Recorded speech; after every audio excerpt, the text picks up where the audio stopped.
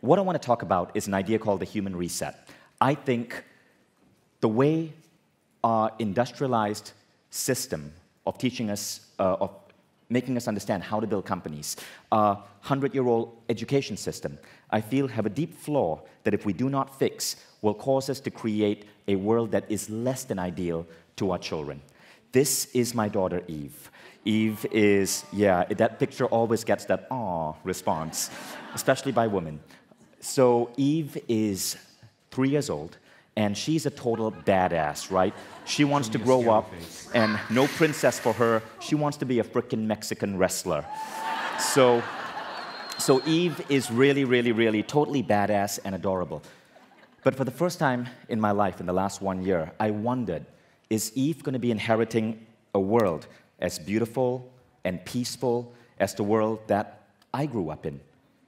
Or are we as a species, in some ways, mightily going backwards? I know, yes, in terms of technology, things are accelerating at a fast pace, but sometimes it seems that in terms of consciousness, things might be slowing down or stagnating or reverting back to ideas from the 1950s or 1920s. And I wonder if our society's current metrics of success actually make sense, and if all of this chaos that's happening right now is simply a wake-up call that we have to question things such as be an entrepreneur. Your success is based on your job title. Your value to society is based on your bank balance. What if these metrics for success are actually only a tiny slice of how we should really be developing human beings? What if the core metric of success is, in your life, this life that you lead, when you depart the planet, would you have created a better world for the next generation?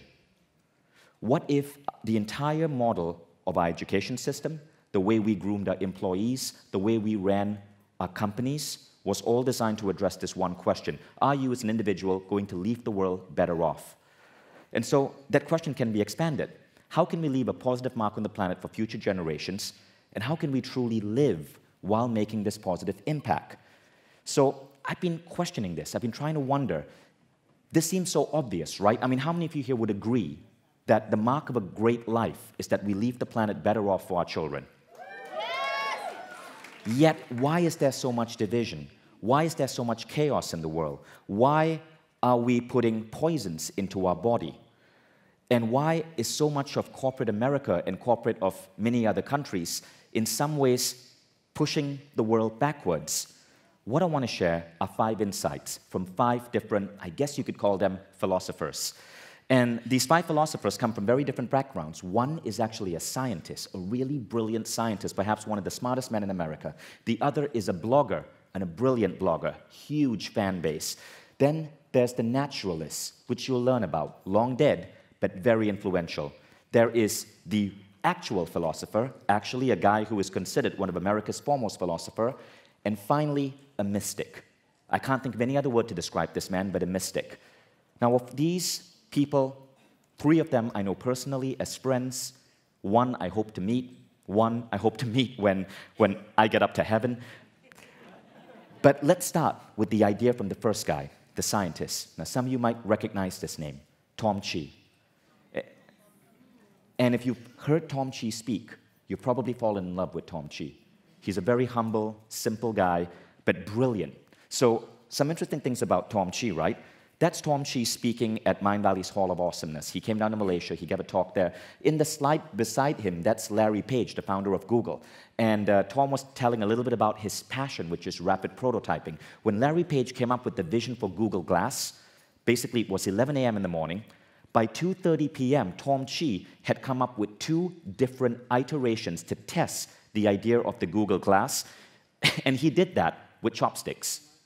So he could see like what was the optimal color that would flash on the screen. This guy is a genius. He is an astrophysicist, he's a DJ, he is a children's book writer, he's a scientist, and he's one of the co-founders of Google X. So he's worked on all of these crazy projects. Now, Tom came to Mindvalley to give a presentation on rapid prototyping. But again, given his vast knowledge, one of my team members, brilliant guy by the name of Clement, whom you'll meet at some point, asked Tom this question: what is a global problem worth solving for a company like Mindvalley? And when we say company, we mean you guys as well. Within this group, there are students, but there are also future teachers, future hosts, future published authors. What is a global problem we can solve? And I just want to play for you Tom's response, and I want you to think about what he's saying. This was filmed with an iPhone. It was completely unplanned and spontaneous. Tom didn't rehearse this, so the sound may be a little bit off. I hope that's okay. Going back to the question of Mind Valley, well, given that civilization always wields its technology at the level of consciousness that it's at, and you recognize that our technologies are getting more and more powerful, it means that the level of consciousness that we're currently at is getting more and more magnified. And if we do not advance consciousness faster than we advance technology for the next couple of decades, we're done. Like, I don't know if I can say this strongly enough, but it's like, if the power of technology continues to advance, and it doubles and doubles and doubles, and in that same time period, consciousness only gets 20% better, we're done. I'll give you a real example. In the past, if you wanted to go, do a tactical missile strike and blow up a building, you would need like a $2.5 million missile to go with the guidance systems and whatever. Right now, you can buy an industrial drone for $1,000, pack it with explosives for $4,000 more, and fly it directly over your target and drop it. That's a $5,000 thing that replaces a $2.5 million thing. And it's about the level of consciousness. Because you can use drones to reforest the world and turn back climate change, and you can also use drones to replace your $2.5 million tactical missile. Right? This is about consciousness. And what you guys are in the business of is shifting consciousness, shifting human potential, human possibility. This is your medium. Like, I embolden you guys to be like ridiculous about this, right? Is it all about weight loss? Is it all about making the most money? No. I mean, I'm not saying you shouldn't do that stuff too. It's great, right? Look good, make a bunch of money, works for me, right? But I'm just joking. I don't look that good. But like the consciousness, what consciousness are we plugging it into? Right now we're plugging it into this consciousness which is so disconnected, so commerce-driven, commerce over everything. And now we're bringing in the nationalistic stuff that we used to have at the beginning of the 20th century too. So now we're getting all the poisons, not just one or two. And our technologies are getting 10 times more powerful, 10 times more powerful. Right? What happens when it costs $100 to blow up any building you want? Like, this is the world that we are literally creating right now, and you guys are at the forefront of, can we advance consciousness faster than technology? I think it's totally possible, right? We just need something that we haven't seen yet. Thank you. So let's look at what Tom said. Technology is getting more and more powerful while the level of consciousness is far behind. If we don't advance consciousness faster than we advance technology, we're done. I don't know if I can say this strongly enough. And that's a really interesting statement. There was as much technological change between the years 2000 to 2015 as there was between 1900 to 2000. That's according to Singularity U. Singularity U also says between 2016 and 2022, we'll see just as much technological change again, and it's accelerating.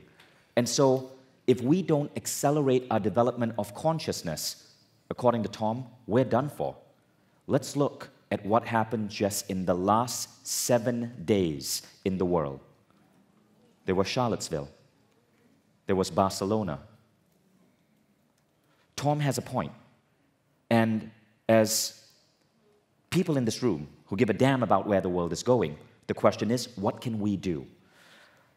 What do we mean by raising consciousness? How can we contribute to elevating and raising human consciousness so that we can be a society that is actually befitting the technological progress that's coming into the world right now?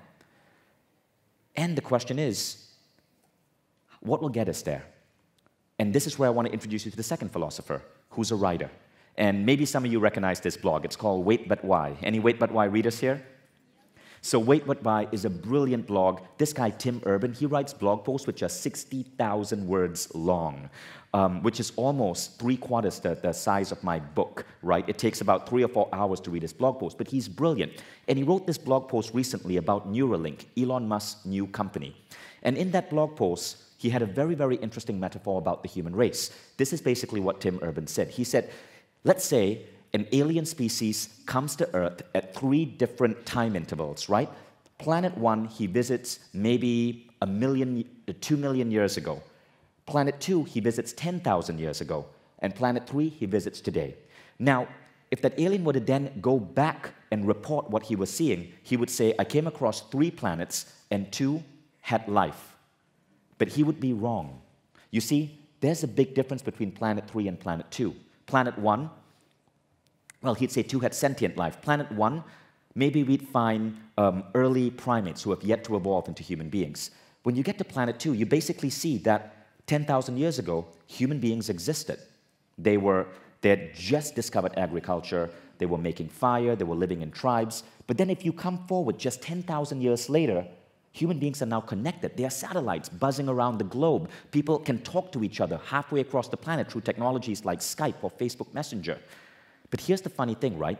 If you were to take a baby from Planet 2 and put that baby on Planet 3, time travel that baby will grow up and that baby could be a doctor or an engineer.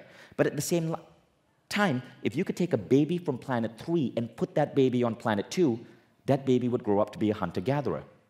Basically, learning. His technological progress might be learning to make fire.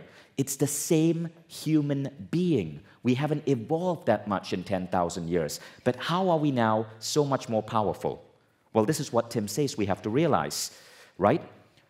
He says, both the second and third planets have intelligent life on them, equally intelligent life, so equal that you could kidnap a newborn baby from Planet 2 and swap it with a newborn from Planet 3, and both would grow up as normal people on each other's planet, fitting in seamlessly, same people. What has really happened, he said, is that in Planet 3, we've created a new form of life called the human colossus. That's his name. He came up with that terminology. The human colossus is basically the collective human race, which is now connected through our technology. It's the collective human race which is connected through the World Wide Web, through Skype, through WhatsApp. And what Urban says is, the better we can communicate on a mass scale, the more our species begins to function like a single organism, with humanity's collective knowledge tower as its brain, and each individual human brain like a nerve or muscle fiber in its body. With the era of mass communication upon us, the collective human organism, the human colossus, rose into existence.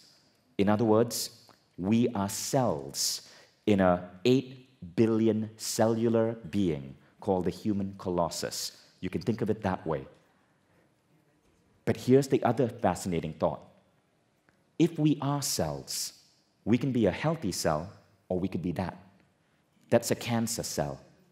How do you know what cell you are? Cancer cells are not bad, they just don't know what they're doing. How can we tell if our work, if what we are doing in life represents cancer or cooperation? So I want to go back to philosopher number 1, Tom Chi, and a really interesting story he shared with me. See, Tom ran an innovation think tank in Silicon Valley, so these massive corporations would come to him and they'd say, Tom, help us figure out, here's $350,000, help us figure out how to do X or how to innovate on Y. And one day, a particular company came to him and they said, Tom, we want to give you all of this money and we want you to help us figure out how to get our beverage, our carbonated, sugary beverage, to teenagers. So Tom said, why do you want to do that? And they go, well, teens are not drinking as much of this beverage. And we think it would be great if you could help us figure out how we can raise our bottom line and improve our shareholder value by getting teenagers to drink our beverage.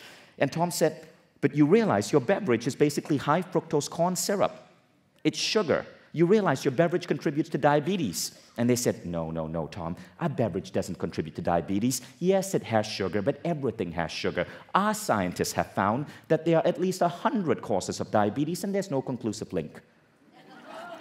So Tom said, look, I'm a scientist, and I know that. I'm not going to work with you. And so he actually turned that down. God bless Tom Chi. He turned down hundreds of thousands of dollars. Tom told me this. He said, when I tried to explain to the employees of this company that their beverage caused diabetes, they refused to buy it. They had many layers of denial, saying there are hundreds of causes of diabetes, and that soda is just part of a balanced set of choices you can make food-wise, right? And he said they went further. They would say, look, our company is really good. Our company was the first company to show a multiracial couple in an ad. Our company was the first company to show gay people kissing on a television spot. And that was actually true. And Tom said this, it's a classic example of fooling yourself, that goodness in one area gives you a free pass in others. Really, what's true is that we need to stay awake and keep learning in all the areas we can. Now, one thing I love about Tom is he's a really compassionate being, right? He never felt animosity towards the employees of this company. He never felt that they were wrong. In fact, he felt sorry for them. He said this, I felt for them as well because shaking their reality would mean leaving a corporation they enjoy working at, with co-workers they like, and the careers they'd invested in, and the financial stability that has helped them support a family in their city. That's what deep down felt at stake to them, that led them to pile on countless layers of denial and misinformation to protect their business, their idea, their job.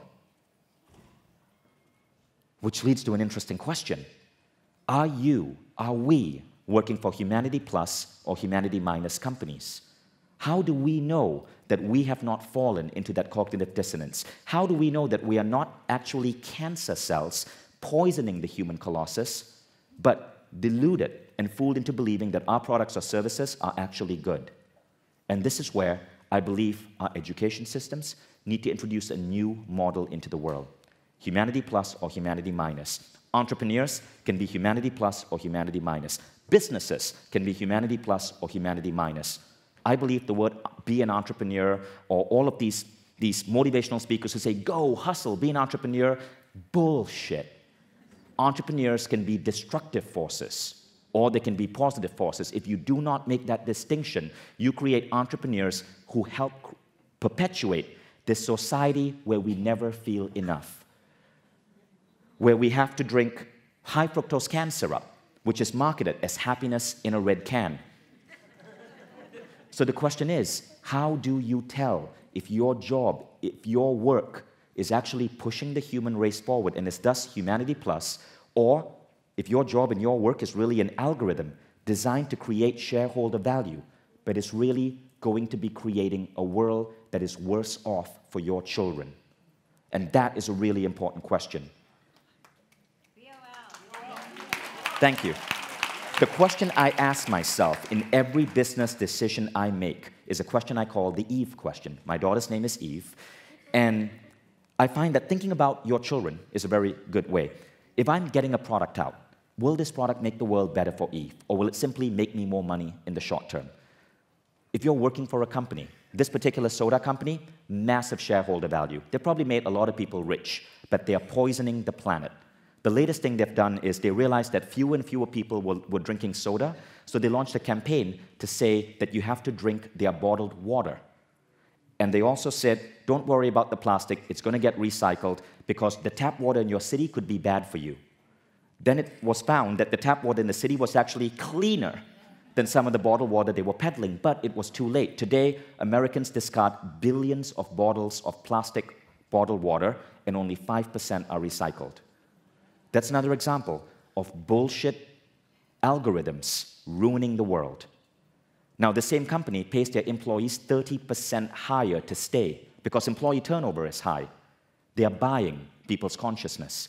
Now, this is just one of many other ideas out there where if we can simply understand Humanity Plus or Humanity Minus, the smartest minds in the world would not be joining this company, not even for 30% more, and would maybe go and work for companies that are pushing organic food, or changing the education system, or helping heal the earth, or becoming teachers or educators. But our algorithms are wrong, and this is why we need certain guideposts or certain ideas to help us tell whether we're on the right path or we're on the wrong path, and we're actually a cancer in the human colossus. See, think of the human colossus as all the people on earth today and all the people who are going to come. Your body has cells, and every 7 years, your body completely renews itself. Every cell you have in your body did not exist 7 years ago, and every cell you have now will not exist 7 years from now. Your body is always renewing itself. There are generations upon generations upon generations of cells. But if you poison your body, that poison stays. That poison will affect future generations of cells. We do that to the planet. We poison humanity by getting humanity to buy products that will make us feel temporarily happy, but actually hurt future generations. It happens not just for products, but for political ideologies. Think about how people were raving about Trump being going to be a great president because he was a businessman. But nobody asked, was he a humanity plus businessman or a humanity minus businessman? That simple distinction would have really helped. So now let's go on to the next idea, right? The naturalist. How do you tell? Well, there is a model. Now, this naturalist is Charles Darwin. A lot of people don't know this about Darwin, but in 1872, Darwin wrote that book called The Descent of Man, Selection in Relation to Sex. Even in 1872, if you wanted to sell a book, put sex in the title. Now, a lot of people think Darwin coined this word, survival of the fittest, right? Turns out, survival of the fittest, Darwin hardly mentioned that.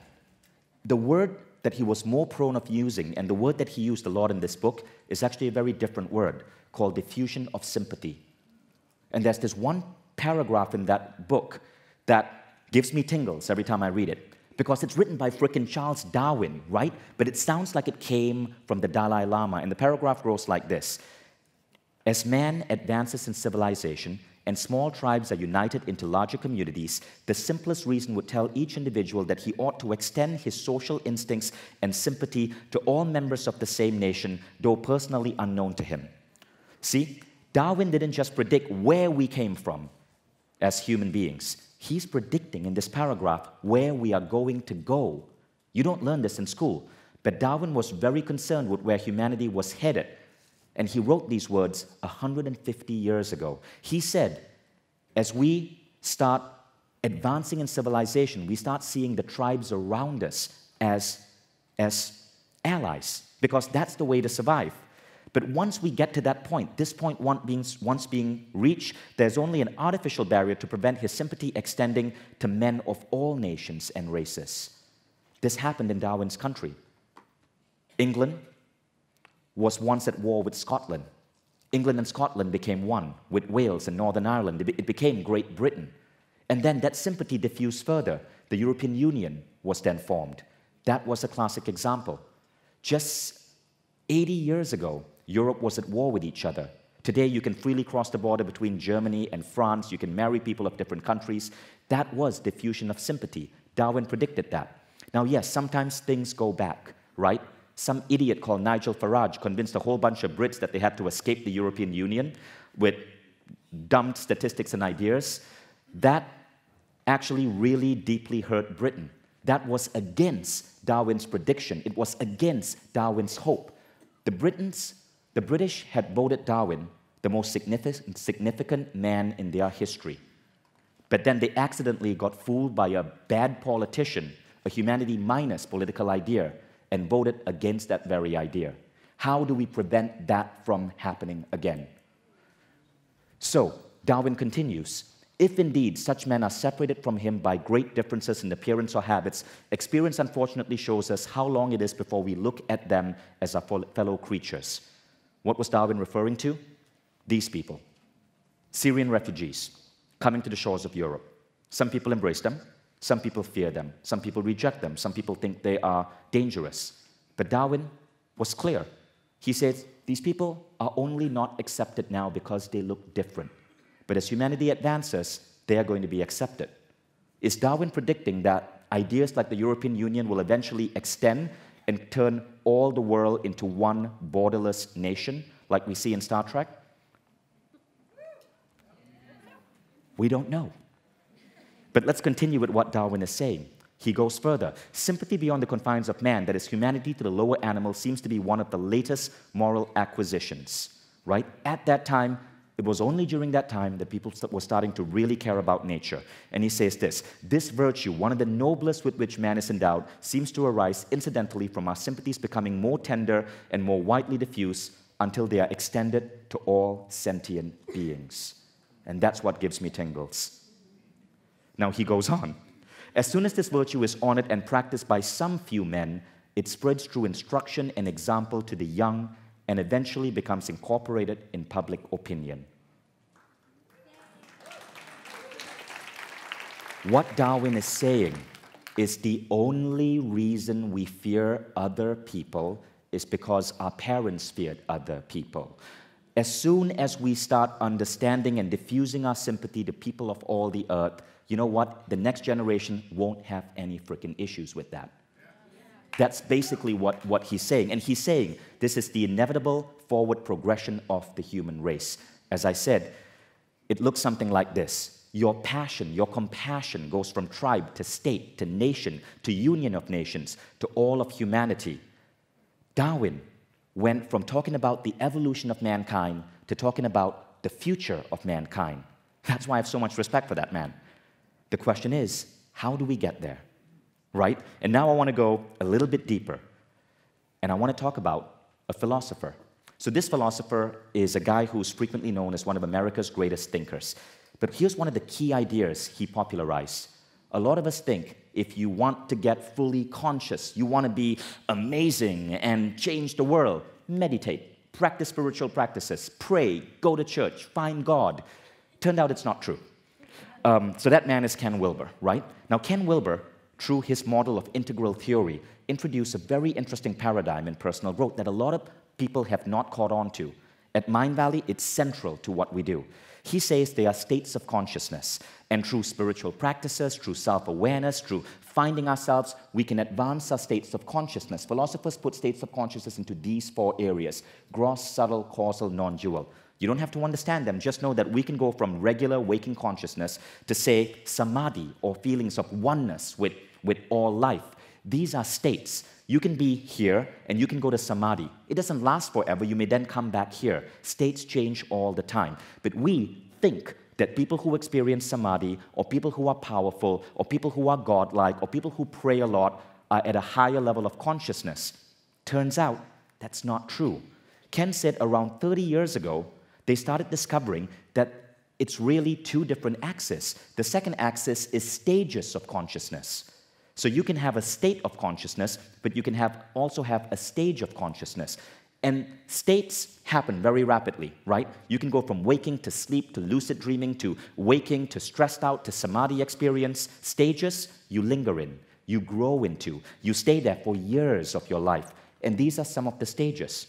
One can be at the egocentric stage, means it's all about me. I am going to screw my fellow man so I can get what I want. Then there's the ethnocentric stage. I'm kind to people, I love people, but only people who pray to the same God as me and people who are within my border. There's the world-centric stage, which a lot of people here seem to be because you tend to clap every time I talk about, unity.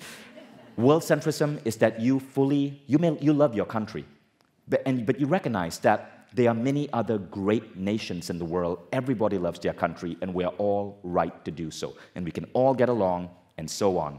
Then there's the cosmocentric stage.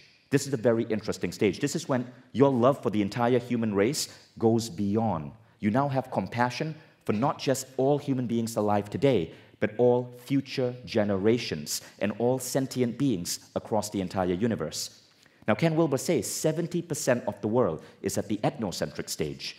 30% are at world-centric or higher. 1% is at cosmocentric.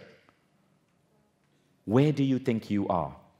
Now, an interesting thing about this diagram is most people overestimate where they are.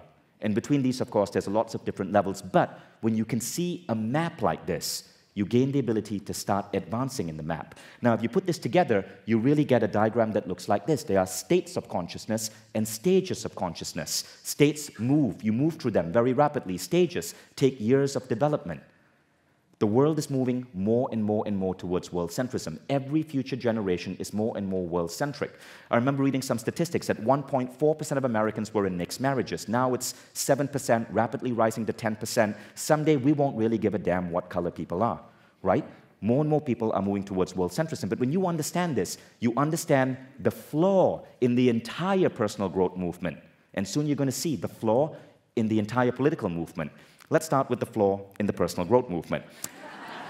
We're going to talk about the asshole guru, which many of you guys have come across. You've heard about these yoga guys who have built these massive $100 million yoga organizations and then sexually harass people.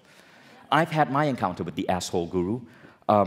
So some years back, this guy was brought to me, and Scientists were raving about him, and because he had this ability, he was this guy from India, he had this ability to basically bless people, bless objects. He could bless seeds, and these seeds would germinate faster. Scientists could measure this, so they were fascinated by that. And so they came to me, they wanted me to build a website for him, they wanted me to help.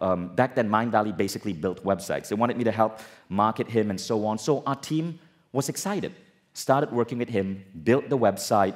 You know, we put about 50 grand into building all the marketing and the branding and the website. And then I was in San Diego, right here, having a meeting with him. And so we were in a hotel. He had just finished his talk. We were having a meeting in one of the meeting rooms.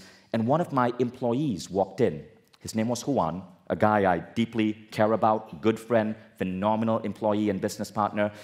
And as I'm sitting here with the so-called guru, and Juan walks in, the guru goes, "Who the fuck are you?" And I'm like, "What?" And Juan is like, "What?" And the guy's like, "You, get out, get out. I don't want you here. I only meet with Vishen. You get out, get the fuck out." And I'm like, "Hey, that's Juan, that's my business partner." He's like, "I don't care, only you, get out, fuck you, get out." Whoa. So Juan was dazzled, I was dazzled.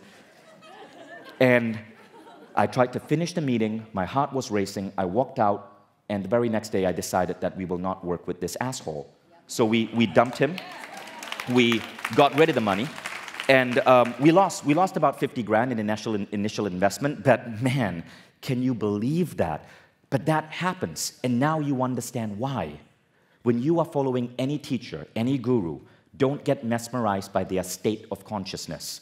You need to understand their stage of consciousness. If you understand the difference between state and stage, you can protect yourself, and you can understand how to also be a more effective teacher and speaker. Now, here's the other thing. Can this model help us heal the left versus right divide in America? Because it is worse than it has ever been before, and it is hurting the country. How many of you agree with me on this?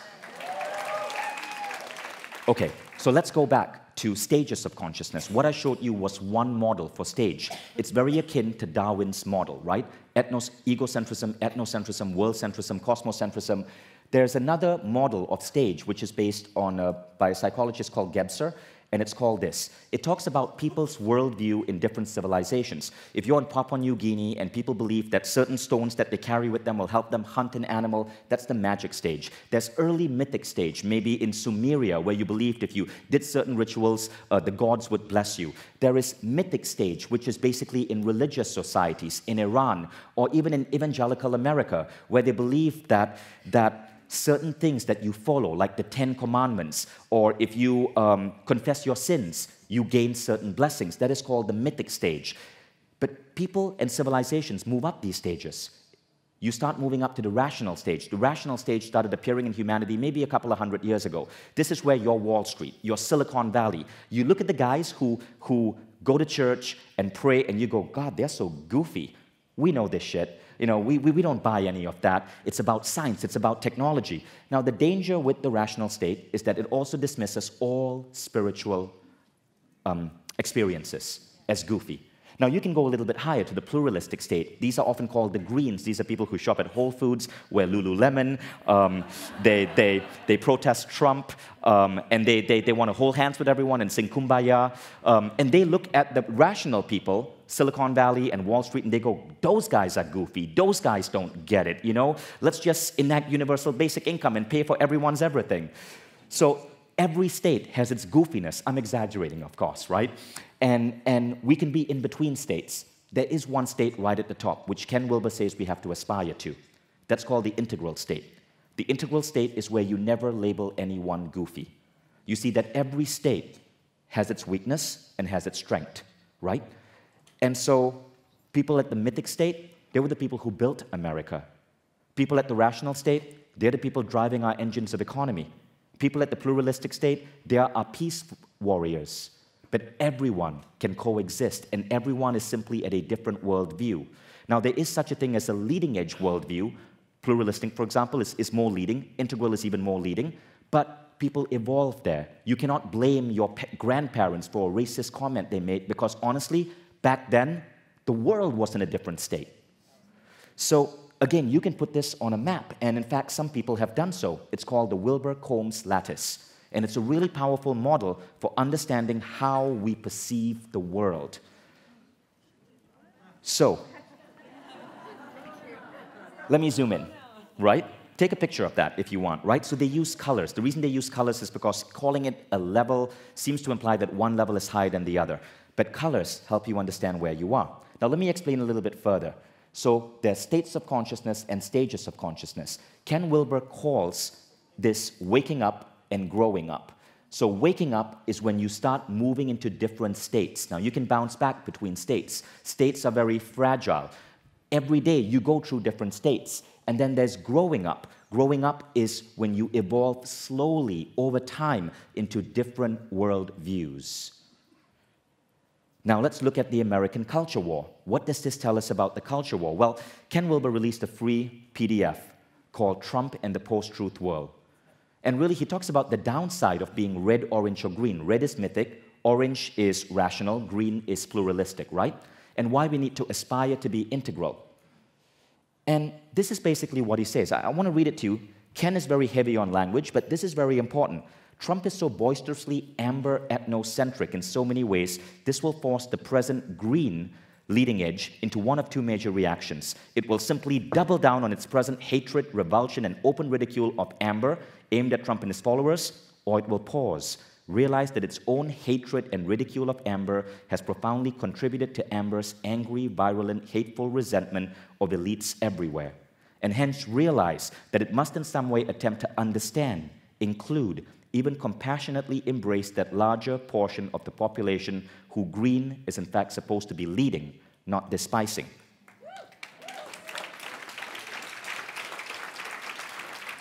What this means is don't hate people who vote for politicians who you disagree with. Don't vilify them. Do not call them deplorables. And certainly, don't assume they are racist. They are not racist. They have legitimate fears. They're coming from different backgrounds, but they are Americans just like you. And all Ken is saying is when you move to the integral level, you can see that everyone has different opinions, but we can all get along. And it's all a process of evolution. Now, how do we move to integral thinking, right? One of the first things he says is the problem with greens, which is a lot of the people in this room, pluralistic greens, is classism. Greens say, look, we want to respect people of every culture. You know, don't put Muslims on a watch list. Appreciate every single culture. Everyone has a right. But then they fall into a classism. I want to respect all these other cultures, but the people in my own home country, in the Midwest states who voted for Trump, they are idiots. That is classism at its worst. So all Ken is saying is, look, if you want to talk about embracing diversity, you embrace diversity. Now, no one is saying you got to embrace the neo-Nazis who marched at Charlotte. That is a dangerous, virulent, dangerous strain that should be condemned. But I still see people getting into silly Facebook debates with people who disagree with you and then hating on the person who disagreed. I recently put up a post, and I was just sharing a really funny commentary on Trump by Jimmy Kimmel, right? And someone wrote, I don't agree with what Jimmy said, and this guy's a friend of mine, an evangelical friend of mine. Trump did this, and he did this, and he's amazing, and he's a rock star, and he's going to save America. And some other guys who were green started attacking him. We're unfriending you, we're unfriending you. So I wrote to my friend, I'm like, dude, I love you, we're friends. I'm so glad you said what you said because debate is healthy. Love you, bro.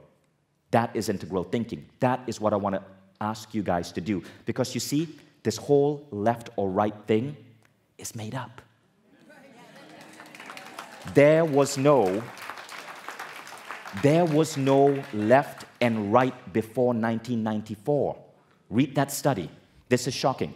In the study, participants were shown speeches by members of Congress from 1873 to 2016 and asked to guess whether the speech was given by a Republican or a Democrat. When the speech was given in years before the 1990s, participants correctly guessed the party only slightly more than half the time.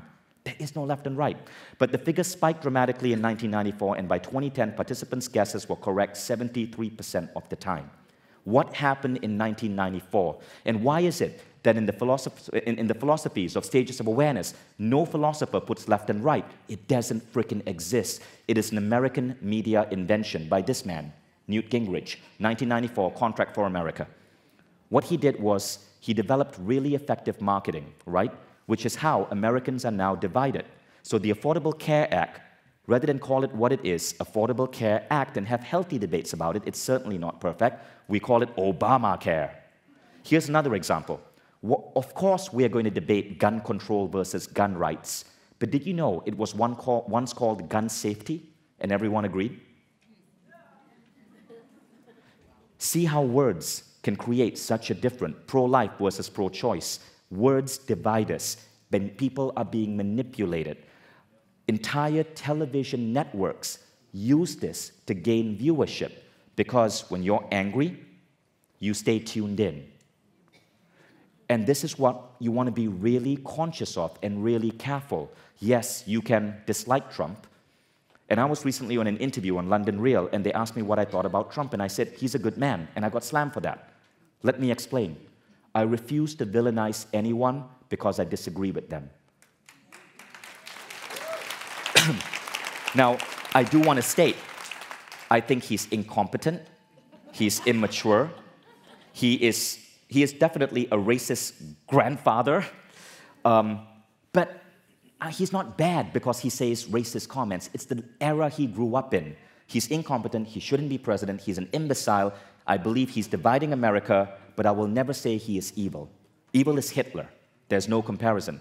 Trump is a man who probably loves America, loves his kids. We may disagree with his business practices, but look, that's like saying, cola companies are evil and McDonald's is evil. If you use that definition, you'd see evil everywhere. So the point is, if you call people racist, if you call people evil, you lose the ability to help them rise up to integral. They stay rooted where they are, at that level.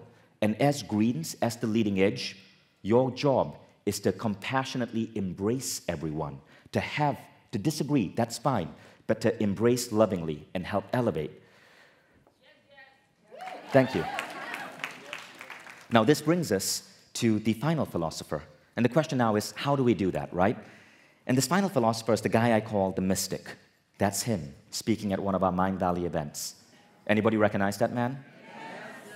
Right, he's Neale Donald Walsch, the guy who wrote the Conversations with God book series. I love Neale. His ideas have had a profound impact on my life. His books have probably been the most influential books on me ever. And in Conversations with God, book 1, 2, and 3, Neale talks about this. The first guiding principle of advanced civilizations is unity. He emphasizes this over and over and over again. I started going through those books and circling places where he mentioned unity. He emphasizes it over and over and over again. He says it is the first guiding principle of advanced civilizations. He goes on to say this: social evolution is demonstrated by movements towards unity, not separatism, because unity is the truth. Separatism is the illusion. He goes on to say, the only solution is the ultimate truth. Nothing exists in the universe that is separate from anything else.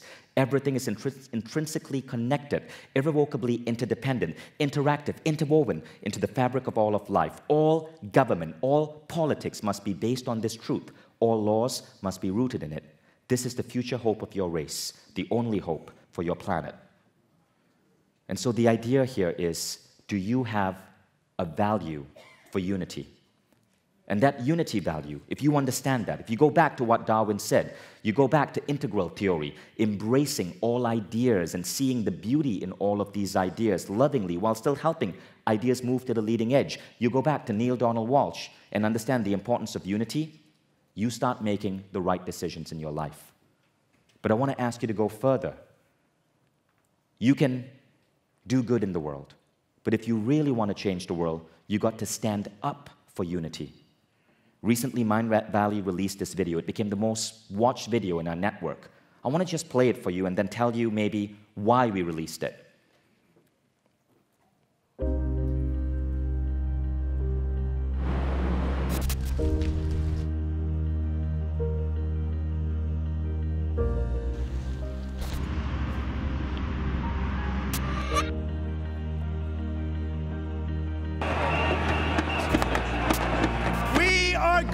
To build a wall.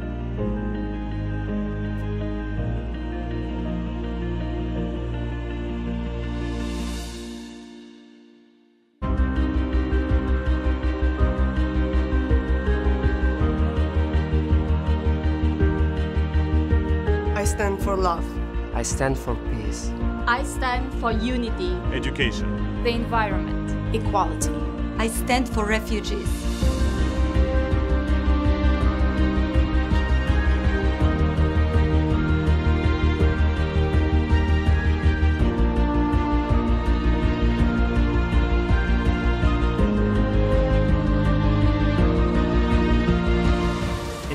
age of dangerous politics, don't let bullies force you to sit down. To tell you you're being too political or unpatriotic. When you speak your truth. To tell you you can't stand tall. Or that you don't belong here. Speak up. rise up. Unite. And to those who dare to stand,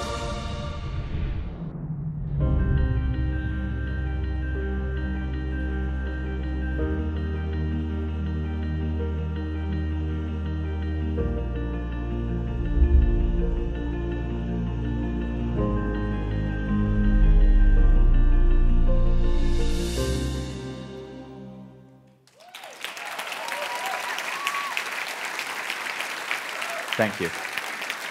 So the question is, what do you stand for? Do you stand for humanity minus companies? Humanity plus companies? What will you do to ensure that your company shift towards humanity plus values? What will you do to make sure that the entrepreneurs you mentor or the companies you start are humanity plus companies? Will you build walls or will you break them down? Will you tolerate fear-based politics? Or will you insist that your leaders practice unity-based politics? And unity means unity between the left and right, where we don't villainize each other, and we can actually debate issues in a healthy way. Not be adamant for gun control or gun rights, but say, look at gun safety, something we can all agree upon. Ken Wilber says, right now, maybe about 5% of the world is at that level, is at that integral level. And he says, imagine a world if we can get it to 10%. And he says, I predict that that will happen in the next 10 to 20 years. But the beauty of that is that 10% can create ripples that will change the other 90%. They become the leaders at the forefront of change. And he says, and the timing could not be perfect.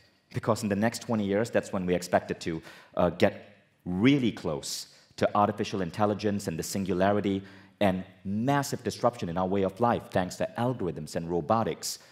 And if we don't elevate human consciousness to that level, to a level of unity, where unity is our driving value, unity is what we teach in schools, unity is how we design our products and our companies, unity means we will sacrifice some shareholder value so we aren't poisoning the human colossus. Unity means we will never call someone who politically disagrees with us a racist or label them a villain. Unity means you can resist a politician you disagree with. You can absolutely protest against Trump. Many of his ideas deserve to be protested against, but you make it about the idea and you don't villainize the 40% plus of Americans who actually voted for him. So if we can do this, we can go for collective growth and create agents of change. We can create a world where people genuinely care about each other. We can be more transparent and human, create more cooperation, and ultimately create a better world for the next generation. All we ask you to do here as part of the Mind Valley community is to think of yourself as a superhero. And as you go forth after this event, remember that the world needs powerful people who can stand up for unity. So the 5 questions that you want to ask yourself as you walk out of the room today is, what are you doing to build human consciousness? You don't have to be a teacher or a coach. You could be a CEO, an entrepreneur. How can you create more conscious workplaces, more conscious schools, more conscious hospitals? Is your work humanity plus or humanity minus? If your company you feel might be humanity minus or maybe even humanity neutral, how do you edge them, move them towards humanity plus? How do you widen your circle of we, your circle of what you decide is your family? Is your family just the people in your country, or is your family the collective human race? How can you grow up into integral thinking and heal the rift within this nation? And finally, will you stand up for unity? Thank you.